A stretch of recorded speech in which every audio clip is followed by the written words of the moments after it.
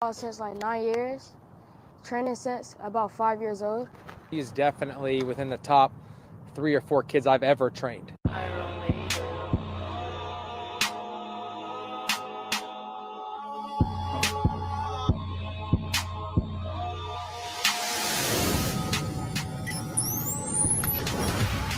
got good credit in the street, shit, 0 down. I was the neighborhood hot boy, I'm the hero. I was super rich before I rolled a rent. I got 20 that smell the best, and then I rolled them dead. I really got mine from the dirt, these brought their name.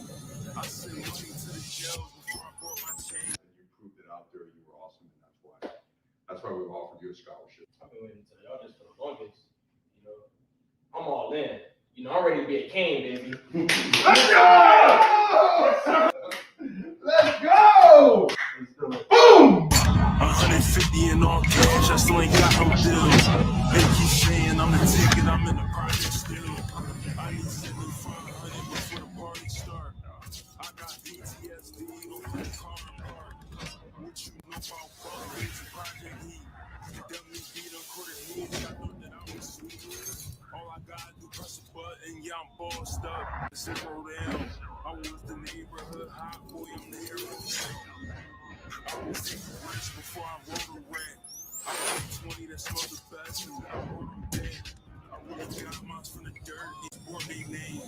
I sent money to the Take it back, take it back, take it back, take it back, slide, slide, slide, slide, slide, slide, slide, slide, slide, you finna go live, slide, you finna go live, slide, you finna go live, slide, I like you got some skate, skates on, skates on, skate, I like you got on some skate, I like you got on some skate, I like you got on some skate, I like you got on some skate, I like you got on some skate, stop for the jet, let's go.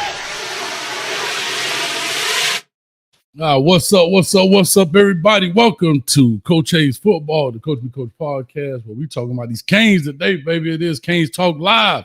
We're going to get this thing rocking and rolling. We got an exclusive interview today, but before we do, let's take care of a little bit of housekeeping. If you'd like to become a member, go ahead and hit the join button below.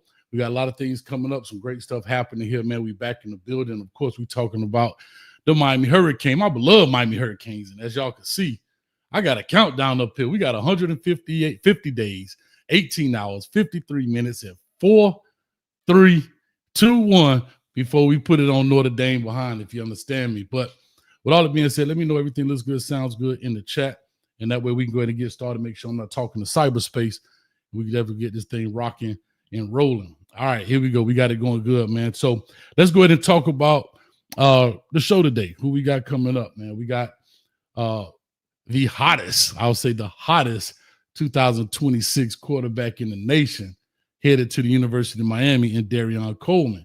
And you guys know I'm right here in Central Florida as well. And he goes to Orlando Jones High School, which is a powerhouse here in the Central Florida area. We're going to talk to him, his quarterback trainer, as well as his father today. And we're going to talk about, his whole commitment to the Canes, what it is playing in high school, still got a year left, all the good stuff, man. So make sure you stay tuned and get into it. But before we go ahead and jump into him, I do want to talk to his father as well as his quarterback trainer as well. So let me make sure I can set this up straight, and then we're going to make it rock and roll. All right, here we go. We got Dad and Trainer in the building. What's going on with you guys? How you doing? I'm doing pretty good. You on mute, Baylor? Man, hey, trust me, the uncane fans want me on mute. Take it off. Okay.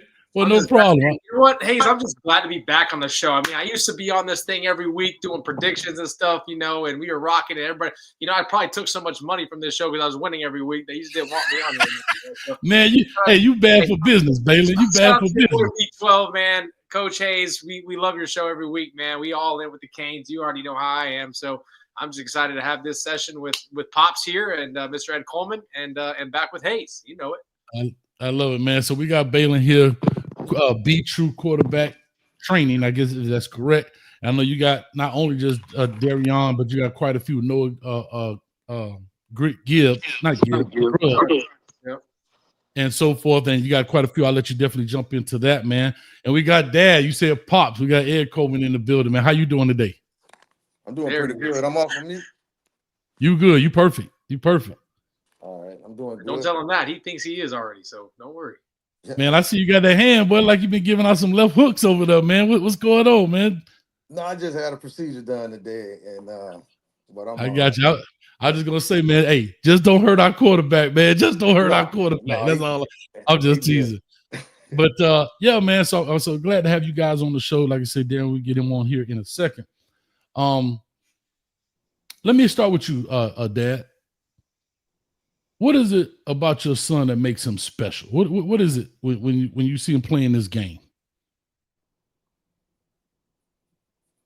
When I see him play, it goes all the way back to when he was little. I know his drive. I know how how much he trained, but when he get on the field, I know he never saw size. Coming up, I always told him, don't run. He was the smallest quarterback, even starting in Fort Meade in the 8th grade on varsity. Don't run unless you have to. But when he ran, I always seen him step in the pocket and go upfield. And, I always became scared. I was scared of that because, his size at the time, but he was never afraid, So I started teaching him, either you're going to slide, if you're going to run, slide or get out of bounds. It's just his drive and his passion for the game. And seeing Dereon believes in himself, and I always said he's going to become most dangerous when he started believing in himself, not just what I was out there saying and putting up on Twitter. So now you said Fort Meade. So are you all originally from Orlando area or what? Originally from Lakeland. Lakeland. All right. Polk County in the building, man. All right. So that's pretty cool. Now, Balin, how long have you been training him? I saw that video. He was relatively young in that video. How long have you been training him? Yeah, I got introduced to him between 10 and 11 years old at an FE All-American camp. And, we were throwing the rock around, and I was the quarterback coach there. And never forget, his first pass hit me right in the chest, and it was hard. And I'm like, wait a second. When I caught the ball, I have a funny thing about composite versus leather footballs. And so he threw that thing so nice, but I'm like, man, this is like a cheap old football here. So I launched it, and I told him to go get it. And he looked at me like, what? This guy's crazy. And I literally made him go get it. So he ran, came back, skipped the entire line, went and did the exact same thing and threw probably even a better ball. And I literally smiled and I got him because I knew right there, like no one's ever really tested him like that. And he didn't understand why I did in the moment until later I explained, go get yourself a leather football. And then I never forget Mr. Ed Coleman, as you see him right there in the flesh. He came right to me after the camp was over. He's like, look, I've never seen a guy check my son he's like the only one that's done that. So he's like, man, I don't know. We got to get together because this was like a match made in heaven. And from that point, man, I'm no joke, guys, and I'm not exaggerating. And he could tell you, I mean, no matter if I was in Orlando, out of the state, up north in the state, down south, no matter what I was doing in training, Dereon Coleman was there, and Mr. Ed Coleman made sure of that. And he was traveling. He spent a lot of money on traveling and doing that, and believed in the process that I had him with him. And then when he was about 12 or 13, we transitioned to more of an elite style training with ex-pro NFL guys, with current college quarterbacks. And I just put him on a bigger stage, man. I was like, let's get it. We had him on news station and articles, news stations.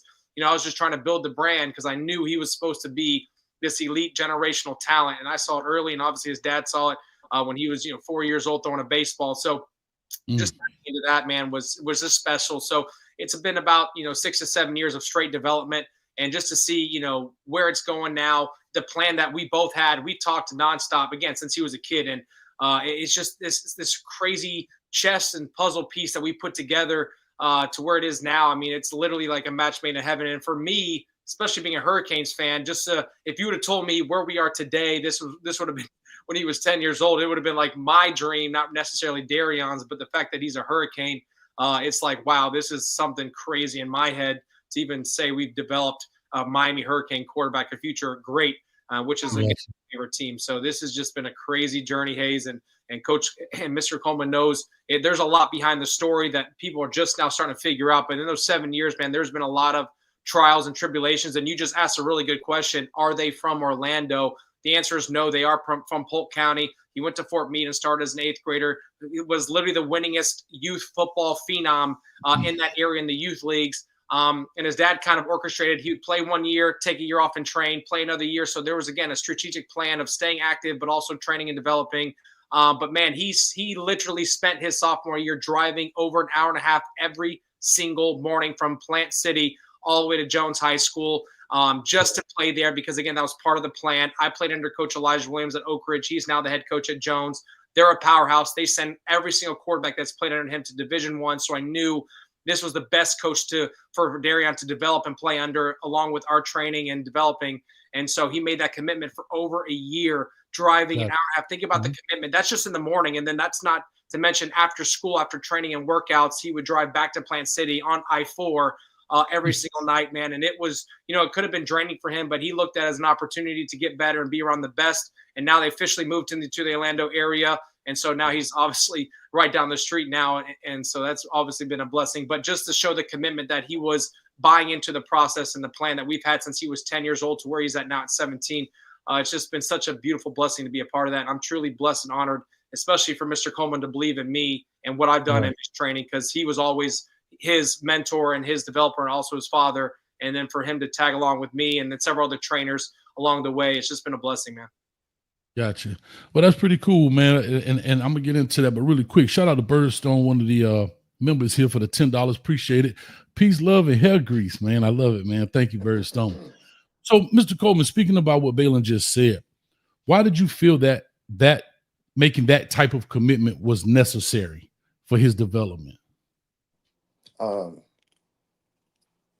For his development with training or going back and forth to Jones, which one? Well, I guess in all of it, right? Saying, okay, well, look, we're gonna, I'm gonna make this journey, I'm gonna make this sacrifice, morning in, morning out, afternoon in, especially that I-4 traffic.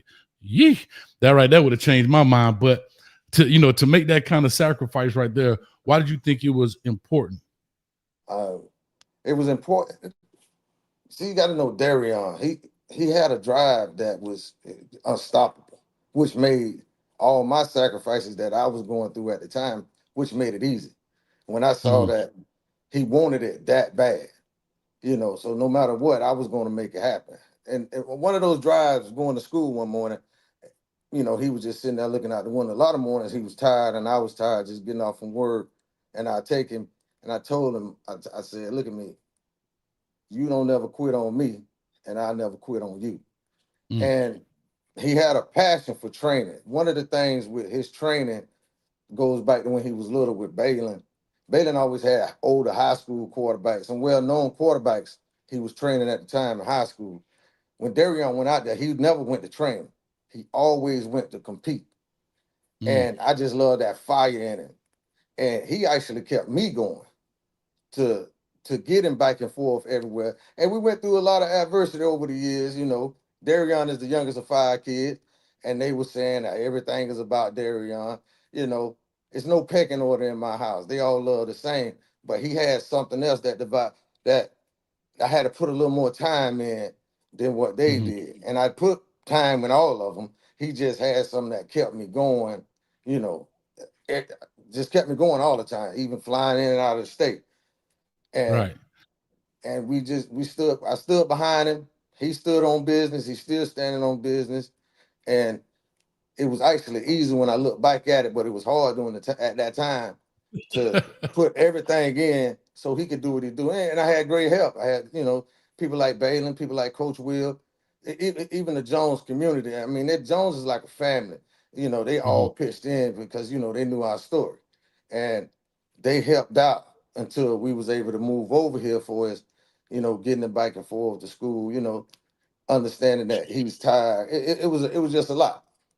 It is a lot, like I said, I mean, I coached for 25 years and I definitely know those sacrifices, and especially, I'm gonna take my hat off to you now, sir, as a parent. You understood the mission, you made it happen, and it's not always that easy. And you made it happen, man. And that's something that I'll just say on the outside looking in, I'm gonna thank you, and I can appreciate it, man, because it's a lot of kids, or even parents, not even to their own fault, they just don't understand this process, right? And you got a person like Balin to help you kind of navigate this, Coach Will, and so forth, and even that, as you said, that Jones community that comes in, and as they say, it takes a village, and then here's the outcome right now. And who knows, if you didn't make that sacrifice, what would it be? We don't know. But what we do know is he's a Cane. That's all that matters. You know what I mean? So that's what it is. Real quick before I get to my next question, the Hood Haitian 305 for the $2. How did Dereon enjoy the Kenwood workout? We're gonna get into that.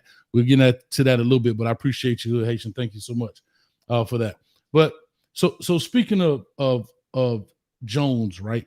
And I know that community, like I said, being up here in Orlando, boy, you can't say nothing about a Jones Tiger, boy. You might not make it out the parking lot. I can tell you that straight up and straight down. And then even Coach Will, I've had a chance to coach against him. Some of the guys that's on his staff worked for me when I was the head coach over at Olympia. And I know he's got some good things going on. But what is it? What is that thing for the outsiders that don't understand about this Orlando Jones community that makes it special? What made it special is how everybody pulled together and helped in that time of adversity. See, it was me and Dereon going through that adversity. And anything I needed, or if I needed to make a call, I worked out of Lakeland at the time. All I had to do was call Will. If Will couldn't do it, Will called somebody else, and somebody else. They made sure my son was safe and taken care of at the time, Gotcha. And me, until, we made some adjustments, me and Dereon, that was just a blessing. Sure. That's why I don't say friend, I say family. And Coach Will, I can call him anytime day or night. I don't call Will and talk about football. It's everything else that we could talk about, to help keep Dereon on the right track or look out to Dereon. Man, prime example, I was working. And, I've been on the railroad for 20 years. And so I drive the train, so I'm always off. I'm gone. When I go to work, I may be in Miami, I may be in Jacksonville. But Dereon was stranded with a flat tire, right? I was, I'm calling everybody. The train was stopped at the time. Got in touch with Will. He didn't go change his tire. Will came with a new tire. And he had low profiles on the car at the time, so Oh Lord, Coach Will. So that's the kind of family and brotherhood. Now, when Dereon talks to Will, he hold him high. We joke a lot in the house, and he'll say, "I'm gonna win my coach a state title." See, he don't just say it; he really believe it. He mean it, and he hold Will Balin. He hold him in high regards. Not what they do on the football field. See, Dereon got the football field and training under control. It's everything else they do for him, and they always telling the truth. And especially Will, he don't care if it hurts or what. And that's what he like. Just be honest with him, be straight up with him. And when he get out on the field or he out there training, he go to work. And that's just the way I brought him up. Yeah. I just brought him up to never give up, never quit. Right. Real quick, let me ask you in regard, you say he's the youngest of 5, and there was some turmoil, and of course, they siblings and so forth. Now that he's a little older, they can see the vision, they see it now. How is that dynamic now? They support him. They don't get caught up in the social media hype. To them, he just a little brother. And like I told him, always treat him like your brother, because that's what he's gonna need. He don't need you to be saying he this and that and that, because he grew up in the house with you, still in the house with you. Just be his brother. Let everybody else, come with the hype and all that. Just be his brother. And that's how they get along now. They don't be fussing and fighting no more. I mean, that's over with now. Got you. Now, Balin, when he arrived at Jones, what was the locker room like when he came in? Were the kids excited? How did he mesh into that locker room? Well, yeah, no doubt. And I'll never forget, because I was there with in his first day at Jones. I was there. I went to, I made sure Mr. Coleman knew everything was smooth. And, he actually, when he transferred the first day, they had like a little 7-on-7 and little throwing session. So it was like perfect timing. And And man, like I said, he's there for a reason and a purpose. And again, Coach Will is my coach, and I knew when I was developing him young, he was going to play under Coach Will. That was always going to be my plan, and that was my plan. I talked to Coach, Mr. Coleman and his and Darion's mom, and so it was like that was always the mission. And so when they made it happen, I was excited because of how Coach Will changed my life. And hearing Mr. Ed Coleman talk about Coach Will and what he's doing for Dereon, those are the same things that Coach Will did for me, and that's why I feel like I'm in debt to him because he changed my life in 1 year. And and so with that being said, he gets to Jones. Nobody knows who this little kid is. Again, some people did their research. They knew he was coming in, but it was kind of like we did it low key. We didn't want to make a big deal. He had just transferred. He was already a starting quarterback as an 8th grader, so he had some publicity behind him. So he comes into Jones, and it's like in the middle of their fall season. And so people are like, who's this little kid? And next thing you know, his first pass, no joke. People are like, okay, wait a second. Let's do this again. So then he threw another. It was like a post route. His first pass was like a post, big post, and he threw that thing just effortless. Boom! And they're like, okay, who's this? Because then they had just got Trevor Jackson in, so there was some hype around, the quarterback position there, and so they're just watching this kid throw, and they're freaking out. They're like, man, who is this little kid, man? Like, and of course I knew, and they should have known. I wasn't going there the whole season, so I just stepped in on the first day of practice. They should have known something was different because I'm talking about this quarterback, that transferred in. He just got this duck face mask looking like he shouldn't even belong out there. Looking like Mark Duper, huh? With those duck beard. It was so funny. He had the duck face mask and everything. And first pass, they like freaked out. And I'm like, okay, here we go. And it was like one after the other, after the other, after the other. And so it was a really cool experience. And I'm texting Mr. Coleman. I'm like, look at these guys. These guys are freaking out. And they think he's a dud because he's smaller and he's got this duck face mask.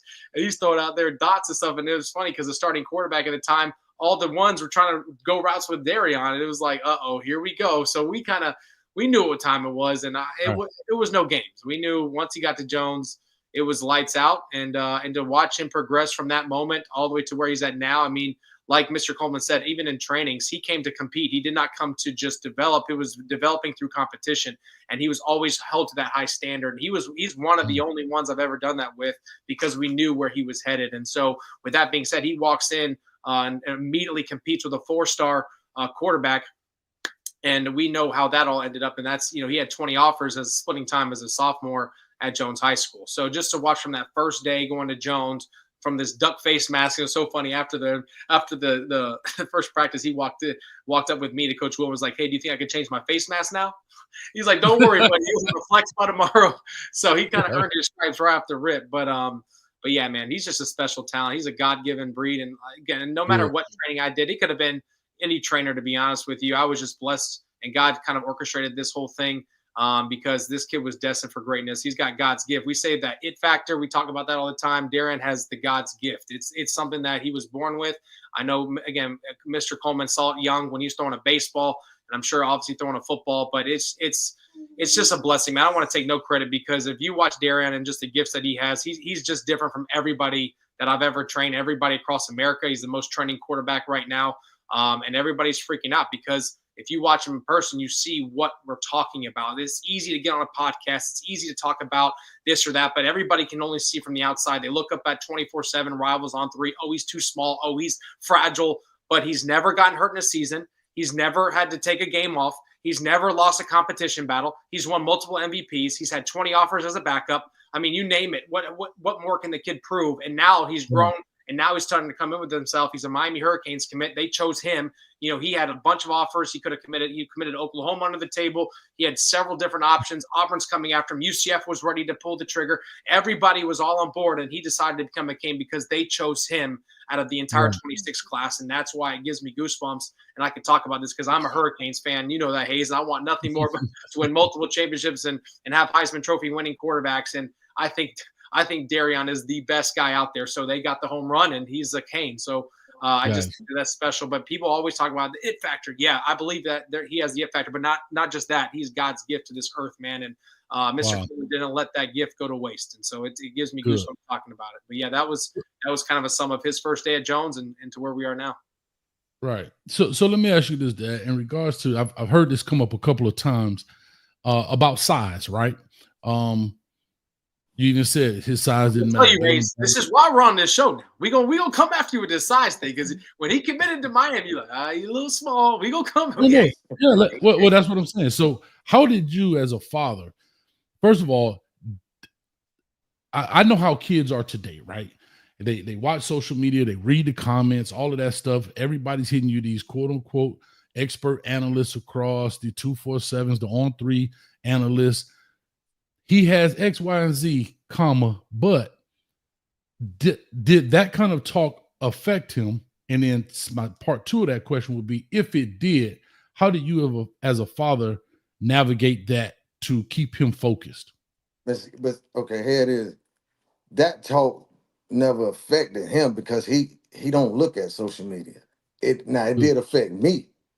And during the early part of our trainings, Bailey was a witness to some of it. I'd be out there, like I was that fiery dad. Like, you better not do this and you better not do that. You see what they saying? And he will always fire off and say, I don't care what they saying. He never cared. Everybody close to him, Balin, Coach Will. But I'm gonna tell you who also knew he didn't care when we went to those competitions and he went up against them 6'3", 6'4" quarterbacks. It was the mental. I used to want to take credit for it, but it's not credit for me to take. He just built different. Like we know he has a God-given talent, but it's just his will. I'm gonna give you an example. I didn't play him every year in Little League. We'll play probably a year, take a year, two off, and just train. I turned him loose in the Mid-Florida JV league. Mid-Florida pretty tough. Mm-hmm. And that's the year, they want everything, but he was playing this team out of Avon Park, and we know them coaches in Little League go get them older players in the playoffs. Hey, and the kid popped him. Had him crying, and by the time I could make it to the other side of the field, he was hugging his big brother waist, and he was crying. And some of the things I told him about how he was gonna get back out there, the older crowd, especially the older ladies, didn't like what I was saying. Wasn't cussing. I was just boosting him up. And in that moment, that's when Dereon was made. Not only did he go back out there, he went out there and won the game. And see, but if I would have let that moment go and let him cry, some people might think I'm a harsh dad. I love all my kids. I love them to death. But I wasn't going to let him quit on himself. Not that he quit on me, quit on himself. And when y'all see him out there performing, let's take a look at this, Hayes. Go back and watch his film. When you see Dereon scramble, Dereon is coming through the middle with the linebackers at them D linemen. Most quarterbacks try to bail out around the edge. Why? Try to make it to outrun you to the sideline. No. Now we have to coach him down. Give me a kid that I got to coach down instead of coach up. You better not take a lick because he think he can take. He can, but he got to realize he's the quarterback. You don't want to take unnecessary hits. So you slide or you get out of bounds. When we say put the game on your back, he do. He orange and green all day. That's all he talks about.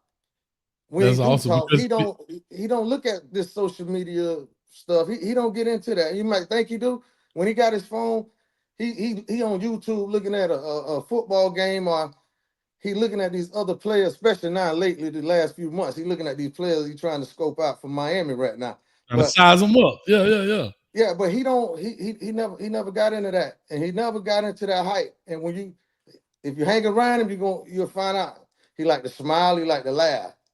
But when he put that helmet on, it's a whole nother light switch go on. His eyes change. And that's why I like Coach Will. I can sit and watch the game now because Coach Will knows how to coach that. What he got, that extra. And I mean, it's easy. I heard you when you said that, but I was just smiling. I was sitting by. He never heard you say they was worried about his size. He never worried about size, especially when everything came with him and Trevor Jackson. And them boys friends, man.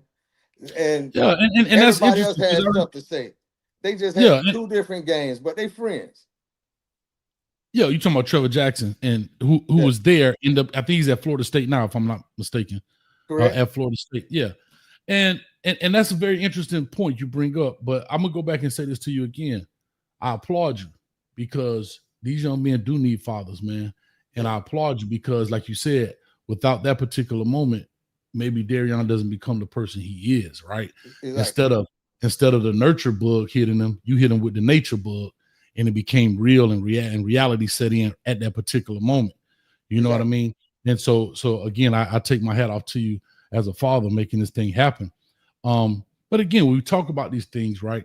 When you look at college coaches, and when I had my opportunity to coach at that next level, a lot of guys, and I'll be the first one to say this, a lot of guys, coaches that is, they have these prototypical sheets. They want it to be X, Y, and Z. You got to check off all these boxes. And I remember we taken a Antonio Brown to Miami Hurricanes, and they was saying, "Oh, he's too small."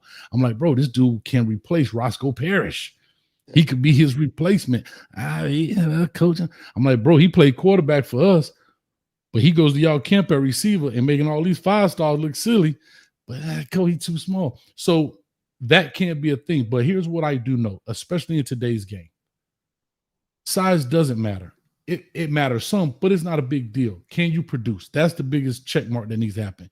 Can you produce in today's game? And that's what it is. And when I see him producing, I've been to some games and watched him play.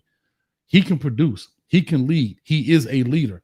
All right. He has taken over that Jones locker room, and they follow him. I watch games. They quick to get him up off the ground, pat him on the butt. If he, throws a ball off his tip, whatever, you see the guys rally around him. And that's actually to his credit, right? Because that goes to show you that the locker room likes him and loves him. Because if they didn't trust me, he throw a ball, they'd be like, but they don't do that. And you notice that, right? And to me, that's a great attribute to have as a player, especially a quarterback. Let's jump into the recruiting aspect. As a parent, how crazy has the recruiting part been? Even though I know Dereon has kind of been committed early, but that don't stop the wolves from coming. You know what I mean? After the sheep, for I guess lack of a better term. But how has that recruiting process been as a parent? And if you could give some advice maybe to some parents that may be listening to this, how to navigate that.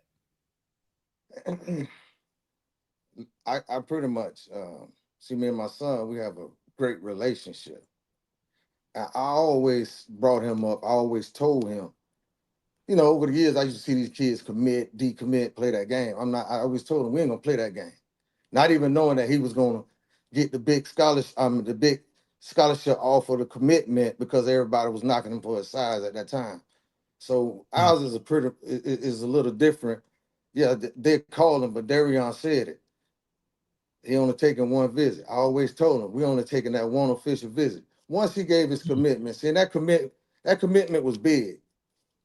People look, they're looking for the outside. They don't understand. He hadn't been all over the country tearing up these quarterbacks. And there's one school in Florida that we really want. And I told the coach he's gonna come back and beat him. That coach know who he is. Big time program. And Dereon stand on business. I don't get involved with his recruitment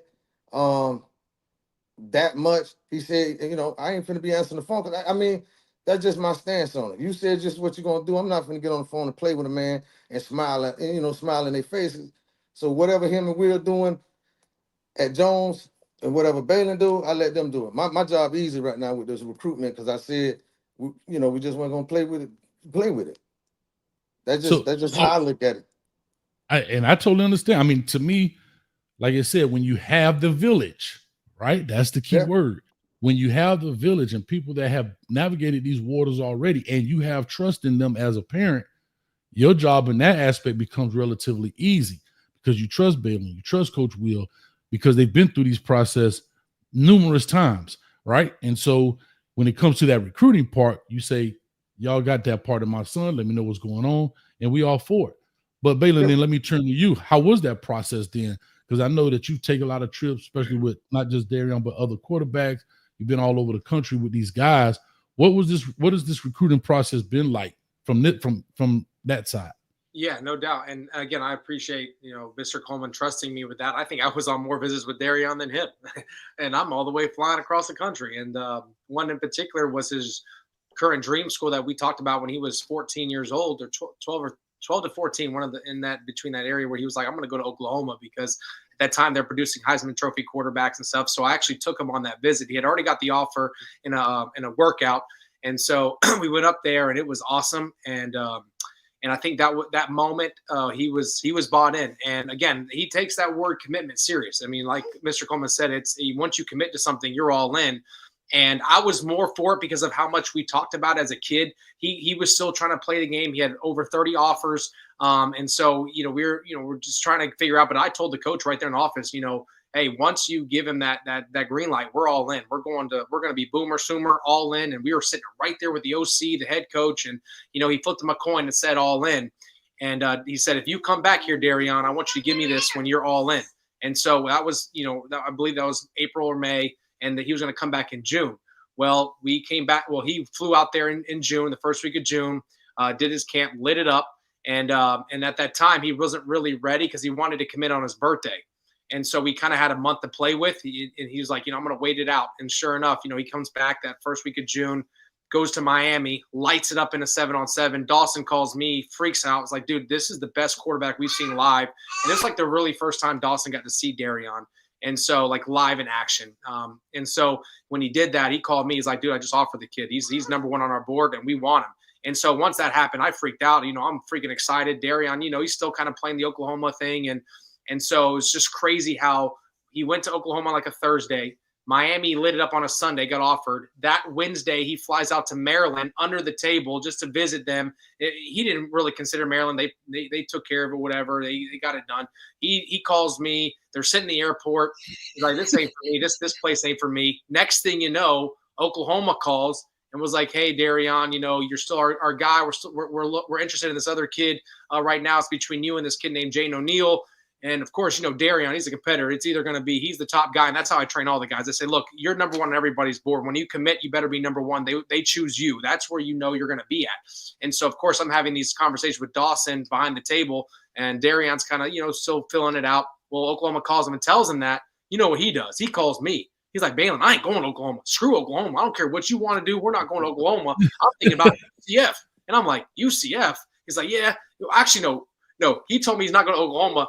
Mr. Coleman called me and told me, hey, man, I think we should go UCF. He's hometown. He grew, he became a name here. And I'm thinking, man, Dereon ain't no UCF. He's bigger than this. And, Gus Malzane's calling him, we're going to put you on billboards. We're going to make you the most famous kid. So, Coach Coleman's like, hey, man, you talked about being number one on the board. Hometown hero, baby. Yeah, that's what you're saying. So I'm like, okay, he's in a way convincing me UCF might be the move because they've been so much further along the process with, recruiting Dereon. And I'm not joking, about 20 minutes later after we hung up the phone. Remember, they're sitting in the airport now. I get a call from Dereon, you got your wish. Literally the first thing he says to me, you got your wish. And I'm thinking, oh, great, he just committed to UCF. Of course I wanted to be committed, but I didn't understand what he meant by that. And I'm like, you got my wish, so you're a Knight. And he goes, no, I'm a Cane. I'm like, what? He goes, I just called Dawson. I committed. I'm like, no, wait. This is not happening. He goes, yeah, I'm a Cane. So I'm like, okay. So I call Dawson. I freak out. I'm like, bro, we got it done. He goes, yes. What I need him to do, though, he goes, I want to accept this commitment, but I need Mario to be there to watch this because that's most important. And we need the head coach. So he went down that Sunday. They had their biggest camp with all the top 26 guys. They had Tate Reynolds, Michael Clayton, several big names. And they said, look, we're going to put Dereon in front of all these guys. And Mario was going to watch this. And at the end of this camp, if Mario gives me the green light, he's going to be a Hurricane because Dawson was all in. Because, again, he had saw him through that 7-on-7 thing when they won it. Dude, not even joking. He calls. He can commit right now on the spot. He went up. You see the video that I posted that what happened that day. He became a Hurricane in front of everybody there. They chose Dereon. That's why I say they chose Dereon. They got to see him throw with all the elite kids that they were recruiting at the time that were still available to commit in the 26 class. And they said Dereon Coleman is that dude, and that's our guy. And so Dereon made it official, and then that was like the second week of June. And then, of course, we saw on his birthday, we had the commitment video, and he got to live that dream of committing on his birthday, and he did that, and he's a Cane. So that's how it happened. Now I have Auburn blowing up my phone. I have multiple universities, maybe even the one that Mr. Coleman might have a little bad taste in his mouth for, but don't worry, that story will come out at some point. That's a crazy story. It will. Whether it's by me, Dereon, or Mr. Coleman, that story will eventually come out, what school and what coach and what he said. But, it's a respectable program, and I love those guys at this university, specifically even the guy that said it. I have a lot of respect for him. But at the same time, Dereon is the prize. And so, these schools are coming after him, especially now that he's the most trending quarterback. I even put it on my Twitter every day when I post something. He's the most trending quarterback because it is. He's went to Under Armour, won the MVP there. He's winning every single national 7-on-7 tournament. OT7 lining up, was the face of OT7. Was the only quarterback to win MVP 2 weeks ago. The Elite 11s this Saturday, which I'm excited. We've been preparing for that. I got two guys in the race really for the golden ticket. It's Noah Grubbs and Dereon. They're really good friends. They compete with each other in training. So it's really cool to see. But yeah, that's pretty much his recruitment. It's been great. Again, 20 offers as a backup, took over the scenes at Jones, went to a state championship as a junior, lighting it up. He's proving size doesn't matter. It's about how big you play, not how big you are on the scale. So that's why we're going to create the narrative. I've said it to every camp guy. It's even going to be, they're going to get a taste of us in Elite 11 on Sunday. We create the narrative. You want to talk about performance? Let's talk about performance. Who cares about how high he is, how much he weighs? That's great and all, but at the end of the day, can he produce? Can he go out there in front of the 5 stars, the 4 stars? Can he ball? Can he ball? Can he ball? That's, and that's it. And that's what the narrative we created, and that's what we're going to go with. And it's worked out so far to this point. So I'm excited about that. But yeah, again, Mr. Coleman said it. Dereon was in another state, and a 24/7 guy was there, an on-3 guy, and literally looked at him and said, "Hey, talk about these schools looking at you." And he goes, "I don't care about these schools. I don't know why they're offering. I'm committed to Miami. I'm going to one visit, and it's Miami Hurricanes, June, I believe, 6th through the 9th, and I will be there with him, with Mr. Coleman, and it's going to be a great time. But he is a Hurricane, and let's go Canes, baby." I love it, man. So we're waiting for the man on the hour to pop up. I know you probably got a limo in the back or something, so I don't know if somebody can check on him, make sure you're all right. But so what we'll do, get on here real quick. So what we'll do, like I put him to work today, so just know he's probably tired. You're probably tired. Well, guess what? He got to go on to get on this thing. He got to get the Canes fans what they want, because they talk about that Cam Ward workout. They don't. Listen. Hey, trust me, that was all part of a plan. That was they drove down to Miami and back in one day. We made it happen. Cam Ward and Dereon going at it. And one thing that he did, he called Cam Ward out and said, "I ain't gonna throw no pick against Florida State." Just remember that. And they went back and forth. I'm sure they want to get into it. Yeah, we'll definitely get into it, because I want to hear what he has to say. Especially I want to talk to him in regards to a lot of other things from his side too. But I'm glad to have you guys on here, because usually narratives are pushed by, I'll just say, media, reporters, analysts, and so forth. And you very rarely get to hear the people who help the engine go, right? The parent, the trainer, so forth. You hear from the player. And so I'm glad to have you guys on here, and I appreciate you guys coming on. Let me ask you this. He is going to be an early enrollee in January. Is that correct? Correct. You dang right. Right. So he's coming in early in that sense. So that'd be exciting. That's something. No. He ain't coming in. He's coming to take over. That's a whole different conversation. My apologies. Okay. But he got 1 year. Those quarterbacks on that roster have 1 year to create a narrative for themselves, because the one that we're creating right now is coming to take over. So yeah, he'll be there in January. Baby, listen. If you like it, I love it, baby, because that's I'm about to you. Let's throw it in. Let's throw it up. Let's make it happen. But I will say, you got to come in the door before you can throw the first ball. That's all I'm gonna just say. Throw the U up on him, man. What's up, baby? And that's our 2041 quarterback commit right there. That's right. 2041. The 2041 quarterback. 2041. Yes, sir. 2041. Hey. I'll be doing this show with a cane by that time. Hey, you saw the text. Dawson and Mario gave him the green light. So he's the youngest quarterback to ever commit to Miami right there. You looking at him. Great. There it is, baby. Show up that you, baby. Show up that you. Yes, sir. There it is. I love it, man. Well, like I say, we'll definitely get into some more with him. Let me ask you this, Mr. Coleman, in regards to Dereon off the field. We talk about his mentality and so forth, but let's talk about his personality, who he is, what kind of person is he, as well as what do you think he really wants to do later on? Because as we know, football is not forever. That is something we know. I don't like to call things a backup plan, but I do like to say a retirement plan. Now, when retirement happens, it happens. It may be like Tom Brady and have a 25-year career, a 20-year career, or whatever. But what kind of person is he off the field? He's very quiet off the field. I mean, he'll be in the house all day. You won't even know he's in here. That's why it's kind of like when he tell me what he want to do after football, I can't believe he said that. He want to get into sports broadcasting after football. I'm like, man, but when you get to know him, he talks a lot. He goofy. He play a lot. When you get to know him, he sit back and he reading you and feeling you out. He'll be smiling, right? He'll be smiling, but while he's smiling and talking to you, he's reading you. He's trying to see if you're gonna be straight up with him. I mean, whoever, girls, his friends, everybody. He's sitting back and he's reading them. That's why he was real careful of the close friends he picked, coming over to Jones. And he made a lot of friends, but he's just a quiet kid, man.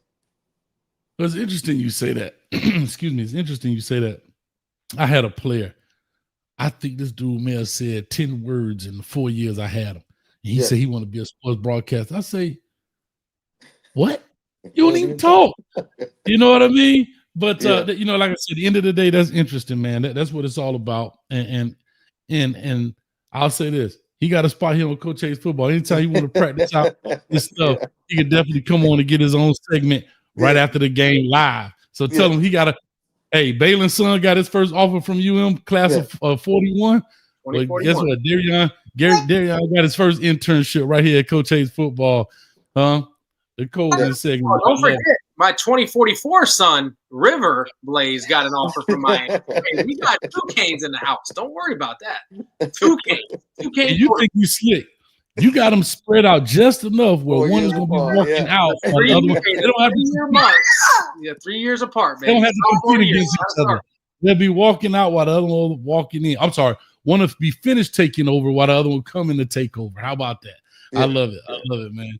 So like I said, we'll definitely get into that as we wait on him to come on in.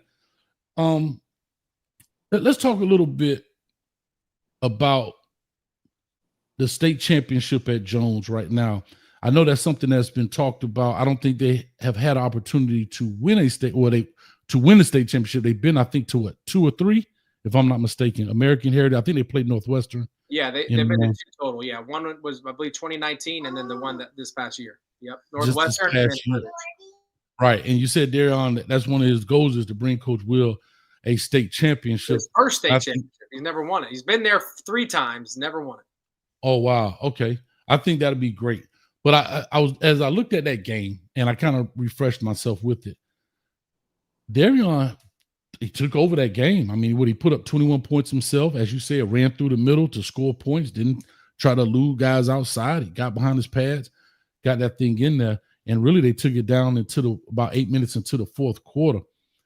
What was that conversation like as a father with him at the end of that game? I would love to, if you can, I know probably some personal things in there, but what was that conversation like, that ride from, or that talk that you kind of had after that game where you're right there at the finish line and just couldn't finish it out? What was that like? I got to tell you how it was during the season for you to understand that. Okay. During the season, he we'll be talking a lot. Sometimes he'd be upset. Say, Dad, I could have ran, I could have scored, I could have did this, and this. And I always told him, Coach Will don't want you running because if you go down, the season over with. I just make it make sense to him. Mm-hmm. But it's not about the running. See, you got to understand, Dereon is not a game manager. He's a game changer. That was something that Coach Will was able to hide going all the way into that game. So when he ran because he had to run. They had some great DBs back there. They was locked down. So the conversation after the game was, you did what Will and what you needed to do at that time. American Heritage didn't know that he can run like that, he can play like that. He will put the game on his bike to try to win. He was trying to win all the way up to that last fumble when they knocked that ball out of his hand. He was trying to run them down. He was going to score that drive. And the conversation went good. But here goes something I need you to understand. I always, at the beginning of the season, I told Dereon, it's not how many yards you throw. We know they pay attention to that. You the undersized, underdog quarterback. I say, you don't need to throw no interceptions. If you go back to his stats, I think it was 4, wasn't it, Bailey? He only threw 2 interceptions the whole season. 4, and 2 of them were tip balls. And only like 2 interceptions. Yeah. Because once, he got to show how accurate it is. And, he can't be he can't be just as good. Dereon has, because of his measurables, I didn't make the rules, they did. He got to be 10 times better, and we understand that. But that talk after that game, it wasn't really no talk. It was just like, boy, you did it. That's it. And he understood that when I say, boy, you did it. He did whatever he had to do to try to win that game. And that was it. It wasn't no long drawn out talk. Right. No, like I said, I mean, I think, like I said, I think he is definitely going to be a phenomenal player. I have not done his WRE yet. I don't know if y'all seen those where I call Watch, React, Evaluate, where I break the players down. And so I'm definitely getting into that because I know we got some other things kind of planned on. You got to be strategic as well, the way you do certain things when it comes to this algorithm, as they call it, you know. But yeah, definitely, man, we're going to be at the games and be at some of these games.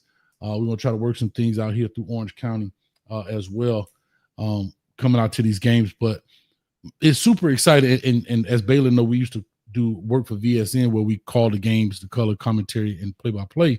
And we would be at a lot of these games and see these guys playing, and back to Malik Bryant, that's back at UM now, and so forth. And we used to look at these games and see how they played. And I'm just interested to really find out and hear from him this mindset of, because I always told my players, especially coming into spring ball, they haven't started spring ball yet, have they? Or they're getting ready to start it here. Yeah, right. 28. I always say to my senior class when we get in, today is your last first practice of spring. You'll never see it again. And you always see their eyes like the reality sets in like, huh? Like this train is rolling. And it's life. In life as it pushes on. And so I just would love to hear his mindset into that. Let me ask you this quick, Baylor. Mechanically, how good is he from a mechanics standpoint? Because here's what I say. When I look at him throw the ball, it flies off his hands. I hate making comparisons, but I'm going to make one. Like, you know, when you do videos and be like, oh, he reminds me of, and I'm like, sometimes this person wants to be the first. But to Cam Ward's credit, when I saw Cam Ward throw the ball when he came to Miami, of course, I did not watch him at Incarnate Word. I saw a little bit of him at Washington State when they played Colorado and so forth. But when he came to Miami and they started showing those practice films of being inside the facility, the way the ball flies off his hand, Dereon has very similar traits the way it flies off his hand. It's very little motion and the ball zips, very little arc in the ball. Am I accurate in that statement? How is that? What is that? And I think it's got to do with hand size. He got to have some huge hands, bro. Yeah, Dereon is what I call the freak. He's like an alien. Like, it's just crazy. You got to see his body. He's just long. Like, everything about him is long. And so that ball is very small to his hands and is very big. He does have big hands. But yeah, I would say that comparison, I think the timing of the release is probably accurate. But he's got more of like a twitchy, like a whip action, whereas like Cam's got more of just like a mechanical side release. It's quick. It's like a Dan Marino in a way. Whereas Dereon, I would probably compare him to Aaron Rodgers. Like, he's just got a whippy action, very quick, very accurate, and he can throw from all different arm angles. I believe he's the best arm talent I've ever trained. No matter what, I mean, it could be all the top elite guys that I've ever trained. He's number one as far as arm talent, how he uses his lower body, how he's generating that much power, even at his size and measurables.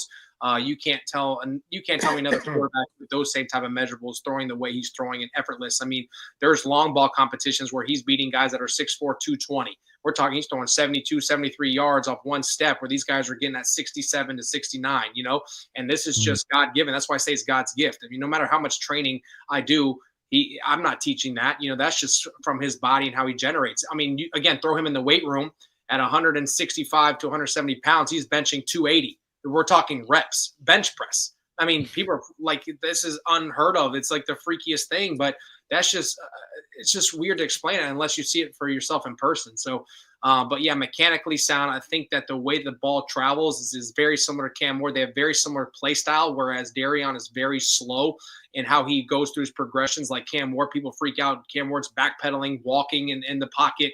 That's who Dereon is. Watch this film. He'll literally stand in the pocket and sit there, and everything around him is going crazy, and he's very calm, collected, and he's very confident in what he's doing. And so he's learned to master that through the training and developing and being in bigger leagues. That's, again, starting as an 8th grader at varsity, playing against teams like Lakeland. And I mean, he's put himself in those positions to get that confidence level to where he's able to just sit there and just relax in the pocket, not stress out. So you combine that with the whip action of his arm, where there's no hitch in his throw. He's very twitchy. He could throw from different arm angles and be very accurate doing that. That's what makes him scary and dangerous. And that's why a lot of these top guys don't want to compete with him, because when you put him in that setting, it kind of shows these kids' flaws. It kind of like reveals and exposes these guys, because they don't have that same type of power, generating power through their lower body and watching the twitch action in the throw. And he's perfected that. And man, it's very fun to watch, man. And again, Hayes, I can't wait. I know you saw him a little bit at the shootout last year. He didn't participate in it. He came and just showed his face. He was kind of resting. We put his body through a lot last year, so he was resting at that time, but he came out, was able to talk to the kids and stuff. And he had just committed to Miami. So you were able to see him and interview him there, but just to watch it live in person, man, it's absolutely phenomenal. So yeah, and I think his favorite quarterback is Aaron Rodgers, but yeah, I would compare. Okay, that, no doubt. There's nothing wrong with that. Like I said, I mean, I know, like I said, we've done about an hour on here, and I think Bailey, you said you had to go as well, but here's what I know. Like I said, I don't know. Hopefully he's on the way. I'm not sure where he is, but he had to go to Walmart for my wife, so we might have to do another show later on with him. Okay. So here's what I'll say. We'll get him on the show when you break his film down, and then we'll talk about it. That'll be a good one. Okay. One of those That'll be cool. Yeah. That'll be cool. Yeah, we definitely make that happen. So because I used to do WRE lives where I break them down with the players directly. We walk through and talk. I may do that. I may actually do that with him. The exclusive WRE. How about that? Let's do that one. I like it. Elite 11 is coming up here. I know the Rivals got canceled due to weather. Elite 11 is coming up, right? And they're going through the regional parts to, get these guys. I'm gonna ask you, Bailey. Dereon, is he the one? Oh, is he the one? He's the one. Trust me. He's the one. That's all I want to hear. Yeah, he's the one. And I'm confidently saying that. And I take pride in my training too. I have about 8 kids going and representing, Central Florida area. Some of them might not be in the 26 class, so they couldn't even get a ticket anyways. They only give it to seniors or upcoming seniors. I'm confident to say 2 kids are going to get it. I think Dereon and Noah is going to both walk away from the golden ticket. The only other city to do that was Texas. They gave it to Diabel, who ironically is from Florida, but he does it in Texas because I don't want to say we know what time it is in Tampa, but to get those opportunities, you might have to do some traveling, especially when you have to compete. So Diabel's a phenomenal talent. Don't get me wrong. He's exceptional. He's exactly who's advertised, but he got his golden ticket in Texas along with this Henderson kid Keyshawn Henderson, who's blowing up right now. And Houston, right? They just gave another golden ticket last week in Atlanta to Faison Brandon. And then now they're coming to Tampa. And I'm pretty sure if I had to bet money on it, based on how they've been training and they've been working together, I think Noah and Dereon come away with the gold ticket to compete in California in the summer. But yeah, no, Dereon, like I said, that's why they're scared of him, because they don't want him in settings like this. And even last year when they did the Elite 11, it was at West Orange, and literally Brian Stump at the end of the camp, and Florida was the last stop or one of the last stops. He said, this is the best 2026 class he had ever seen at any type of regional camp. And no one got the golden ticket that day, not even an older guy, because of how much the 26 class stole the show. And at that time was Brady, Noah, and Dereon, and they took over the camp. So again, I'm excited to see now that there's an opportunity to actually compete for that ticket. And I believe Dereon is the one. Got you. Real quick, I'll ask this question as we kind of wrap this deal up here. Going forward, as you look at Miami, Carson Beck is now there, and so forth. This is outside of Dereon. I'm just talking Miami football right now. What's your thoughts, Bailey? I know you're gonna be super ready for this. What's your thoughts here going forward with this process? Because we just did a show the other day, and we were talking about quarterbacks coming into systems, right? And this is not a Dereon question, just a general question.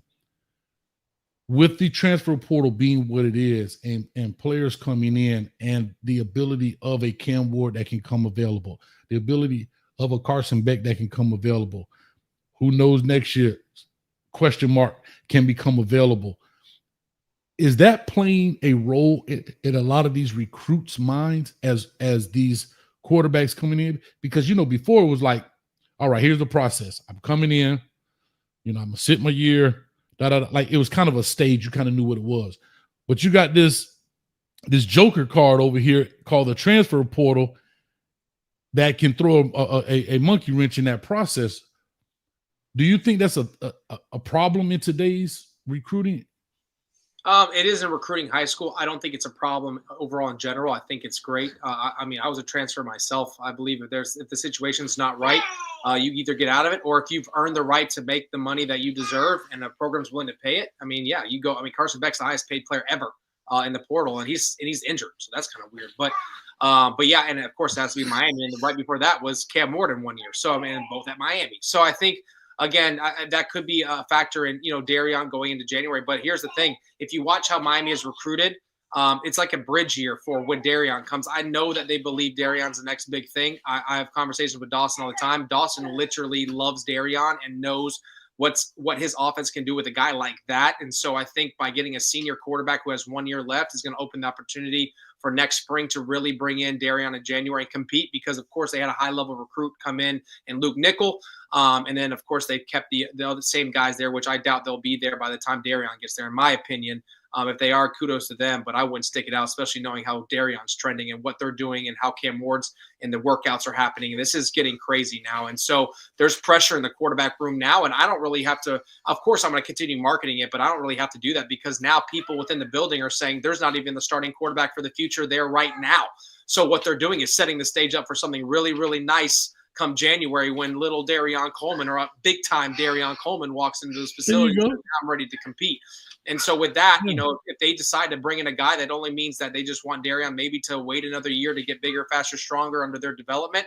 But from what I'm gathering now, sources are telling me he walks in, he's competing off the rip, and it's going to be interesting. But honestly, man, to be honest with you, the way that I know how Dereon is, I think he would welcome anything. I think if a transfer comes in, who cares? If they have a guy that, started to blossom in the room, who cares? Because Dereon does best when he's under the pressure of trying to outperform somebody. So at the end of the day, you're going to see the best version of Dereon Coleman come next year at this time, hopefully with a state championship under his name, so he can kind of talk trash to Malachi Toney. But other than that, man, I think I wanted to ask him about that, man. I'm betting on Dereon Coleman here. So I thought that was a great dynamic with Malachi Toney having to come in and play quarterback. I think their quarterback got injured sometime late in the season. He comes in, plays quarterback against them. But I mean, hell, think about that, man. Now he's going to be the guy you throwing the ball to, So you got to love that. But here's my very last question for you guys before I let you run. We talked about his competitiveness. We talked about his talent. We talked about mechanics. We talked about his physicality, all of that stuff. But what we haven't talked about is his FBI, right? His football IQ. I'm assuming that it's great, right? But you guys definitely know more than I. What is his football IQ right now? Is he a guy that can get you out of problems cognitively? Is he a guy that when he sees the field, he sees all of it, and he understands the check, the coverage, how to get da-da-da? You know where I'm going with this. I'm just trying to, I guess, set the table in this. What does he bring in the helmet to this game? Because we know he has this. This is what we know. We know he has this. We know he has this. But how do we know he has this, Dad? Talk to me, Dad. I see you itching. You ready? Hey, he has some legs too now, Hayes. He has some legs too now. I just couldn't point. They're below the table. It ain't about the legs. I'm going to tell you why. To look at that, you got to look at me. I dissect this whole plan. I put his whole plan together. And I also knew what they were saying about the black quarterback. He don't he breaks a defense down before he see it. If you come watch how him and you can't see the, behind the scenes what they do at Jones hours and hours and hours. Just come to the game and look at all them hand signals coming in and out. Not just Will throwing them at him. He throwing them at Will because he's breaking that defense down. Also, this top school, they tried him like that. The top school I told he's going to get him back. They had him for over 2 hours drawing plays in the air, and they couldn't believe how he dissect that. See, I prepared him right there first. There you because go. I knew that that's how they was going to come. You know, the cerebral is crazy. It's Awesome. crazy. Yep. And I'm You like at that Jones answer? Hey, today. you like that answer? Hey. Yeah, I like I that. love it, bro. Because and yeah, I don't know. I still don't know what school this is, and I'll be honest with you. I don't want to know. I want to be surprised like everybody else whenever it decides to know come when out. it come out. Oh, it's I coming Whenever out. it does. But here's what I will say. I love that, and I asked it for that particular reason because, and you brought up a very valid point. A lot of times, sometimes we think we can out athlete things, and in today's game, I have to be honest. Players are a lot smarter. Coaches are a lot smarter, right? They know how to manipulate. Defenses know how to disguise. I mean, bro, we got defensive linemen out here running. Defensive ends are running 4.4s off the edge. Exactly. We got, you know what I mean? We got, what's my man from a pop? Was it a pop? Ran a 4.7? Yes, sir. Yeah. Come on, man. Like, and you got to make a decision real quick. Think about it. This guy ran 40 yards at 300-some pounds in 4 seconds, and you only 7 yards from him.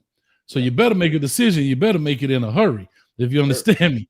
So, and if you start looking at these splits, 1.53, 1.72, so that's how much time you really have within that 10-yard if you take up the blocking to make this decision. So a lot of your game is played pre-snap from the quarterback perspective, and that's why I wanted to make sure I asked that question. Now, I'm going to ask you, I got that from you, Dad. Now, you tell me, Balin.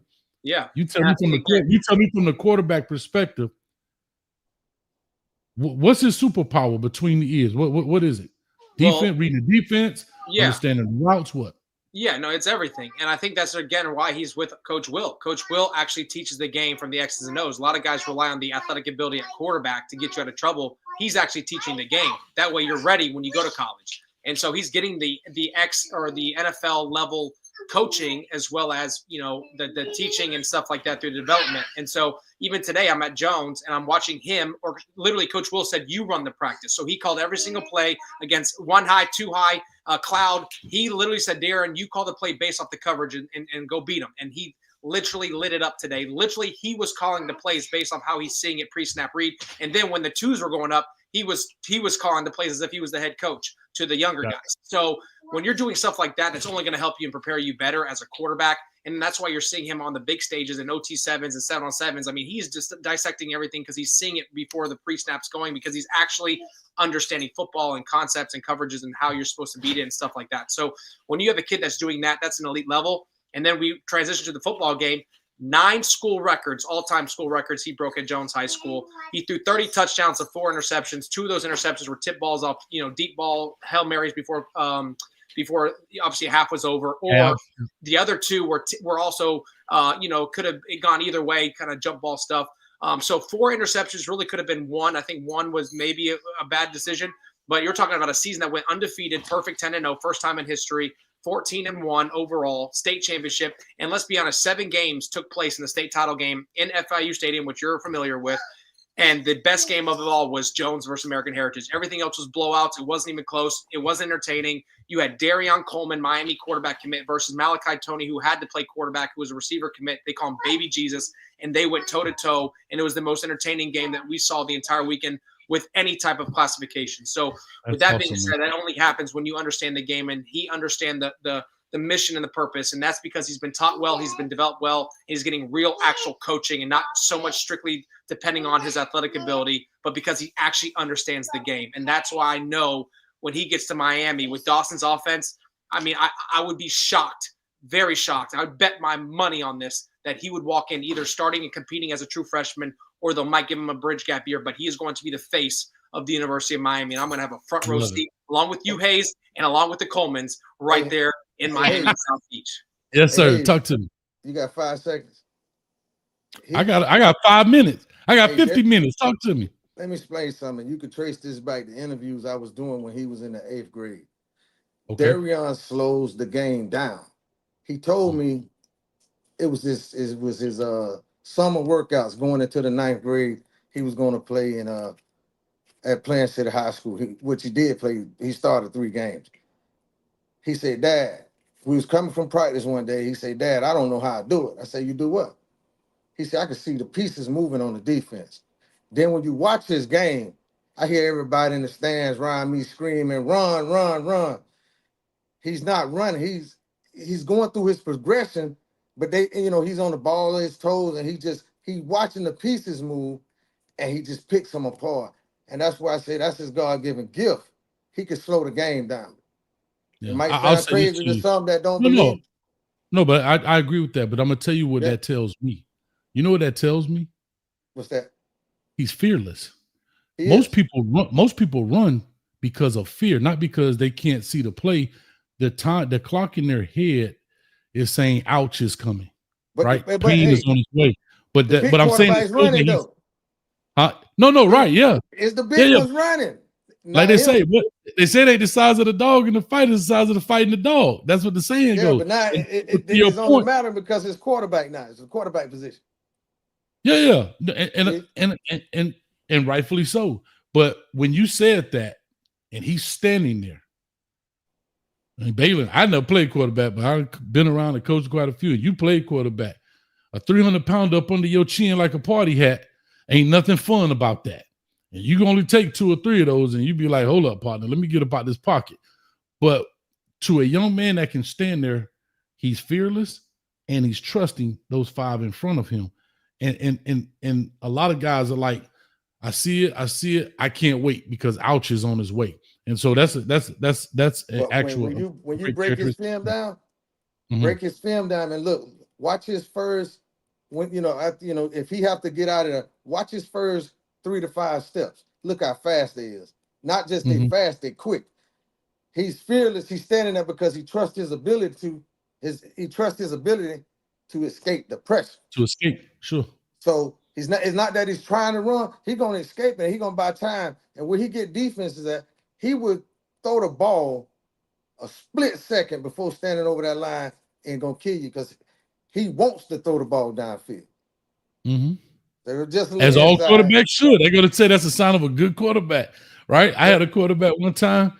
Yeah. This dude, listen, I'll tell y'all something. I had a quarterback one time. This dude came to side and told me, Carr, I think we should run the ball. Guess what? I put his behind that receiver the next week. You ain't a real quarterback. Ain't no quarterback ever came to me talking about, Coach, I think we should run the ball. Yeah. Man, what quarterback ever, Bailey, you ever said, hey, Coach? Just know I never trained him. I know that. Coach, it's 4th inches. My quarterback not ever say, Coach, we better run the ball. Or at least I'm running the quarterback sneak. Like the quarterback want to be the one to make the play. I don't want to just do this and watch. Nah. But anyway, I just making light of the situation. But fellas, like I said, I think it's great. Unfortunately, we didn't have a chance to talk to Dereon. I know you got to take care of family first, and that's all great. And I get it, man. I see you said you had a procedure, man. So I hope you heal well and fast and have a good recovery as well. But we'll definitely be in the place to be. Now, who is Jones playing for the spring game? Popka. They play at Popka. Oh, okay. Is it going to be at a Popka or Jones? I think it's at Jones this year. It's at Jones this year. Yeah. Okay. Well, I'll be there. I work right down the street. I see the citrus. I call it the Citrus Bowl. I don't even know what it's called now. I still call it Joe Robbie. I don't know what they call it. Hard Rock. I still call it Joe. I got a shirt. I got a shirt that says I still call it Joe Robbie. This is what it is. But anyway, yeah, man, I appreciate you guys, man, for coming on, giving some insight, to the future of the Miami Hurricanes, man. Hey, and hey, you said it. You said what was he going to be at the Elite 11 this weekend? He was going to be the what? The one, baby. The one. And guess what?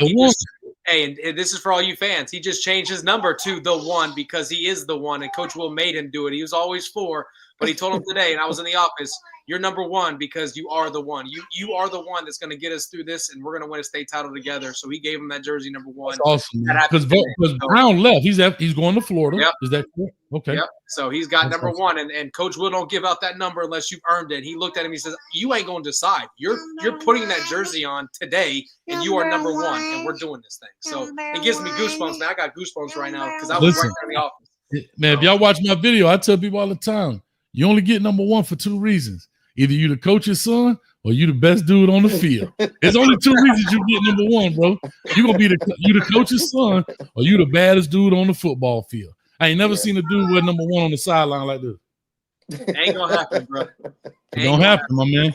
So it's either you got the right last name Well, guess what? You're making the right plays. But Balin, as always, man, let people know where they can find you. I know you got the quarterback training clubs and things going on. So let the folks know if they're in the Central Florida area, I guess. Yeah, you can go on my website, balintrujillo.com. You'll see my training schedule there. I post every week on Sundays to see what I'm doing because I'm always traveling. So make sure you check the schedule. You can find me on social media at Balin Trujillo on Twitter and IG, as well as Be True QB Training. And you can see all the stuff I'm on there. And I'm pretty much promoting the heck out of Dereon. So if you want to know where Dereon's at, he's probably with me. So if you ever want a real interview or something in person, come to that Jones Wednesday sessions, and you'll see just perfectly what we always talk about. So, but nah, thank you for having me, Hayes. You know I'm a Hurricanes fan, so you know this means a lot to me. And I wouldn't be talking like this unless I really meant what I say, because I want Miami obviously to go undefeated every single year. So I know what's happening in the next future, whether it's this year or in the next 17 years. We're going to be taken care of pretty well. So I'm all about the U, baby. So let's go. That's what it is. Hey, man, we're going to need another first round, first overall pick quarterback here in the next 4 years, man. Come on with it, man. But I'm super excited for him. Like I said, wish him nothing but the best out there. And like I said, I'm going to go ahead and close this out. But I appreciate if you guys want to hang out in the back for a quick moment. We'll definitely chop it up and talk. What you got there? What is that? I can't see, man. Yo, he out there throwing the ball. But hey, you're a marketing genius, boy. You got it when early. It's early for you, boy. You ain't playing. But let me jump in the back with these guys right quick. We definitely. Hey, if anybody wants to know. Oh, sorry. Hold up. Let me put you back up here. Nah, and he's in that Hurricane jersey. So, and if anybody wants to know how to develop a quarterback from the moment they're literally coming out of diapers, they can follow his journey because he's already got the Instagram, he's got the Twitter. I'm promoting. He's already throwing a football. Trust me, Dereon sees it. Everybody around him sees it. They call him the little goat. It's happening. So, the little goat. The little goat. Man, look, who he's playing with. Football there, and guess what's in his crib? That's what he had when he first got born. That's all he knows. That's all he knows. That's all he knows. And I learned that from Mr. Coleman. So as long as he has the same path as Dereon, shoot, we are in good company, my guy. There it is. All right, let me roll this up, man. I appreciate it. Y'all hold tight in the back right quick. All right, man, let's go ahead and get this thing rocking, man. Oh, Lord, hold up. Like 9 years. Training I'm messing up. 5 years old. All right, here we go. I'm back in the building, man. Look, we had an exclusive interview supposed to be with Dereon as well, but he had to take care of some things with the family. So we had his father come on, Mr. Dereon Coleman, as well as his quarterback trainer, Mr. Balin Trujillo. So I'll make sure I put all the information in the description if you're interested in quarterback training. I think he started from diapers to 18, huh? I think that's what he got going on. But with all that being said, man, I appreciate y'all, Cane Nation, as always, coming through on these Wednesdays, making it happen on Canes Talk Live. We got a lot of things coming up, making it go on. But go ahead and hit the like, share, subscribe button. And this Friday, we're going to have a party, y'all. You know why? Because, believe this or not, Friday, April 4th, is the 5th year anniversary of this channel. The 5th year anniversary of this channel is Friday, man. So we're going to hang out, do a night shift. We got a lot of stuff. I don't even know. I ain't got nothing planned. We're just going to get on and have a good time and chop it up. And whatever it is, it's going to be, man. So with all that being said, I appreciate y'all. Thank y'all. And God bless. Good night. Catch you at the video live. Peace. Since like 9 years. Training since about 5 years old.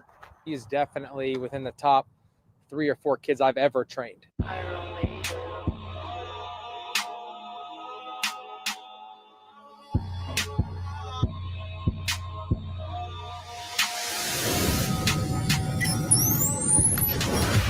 I got good credit in the street, shit, 0 down. I was the neighborhood hot boy, I'm the hero now. I was taking rich before I wrote a rap. I got 20 that smell the best, and I wrote them dead. I really got mines from the dirt, these brought their name. I sent money to the jails before I brought my chain. You proved it out there, you were awesome, and that's why we offered you a scholarship. I've been waiting to tell y'all this for the longest. I'm all in. I'm ready to be a Cane, baby. That's what I'm talking about, baby. I'm loving it, man. We out of here. Peace.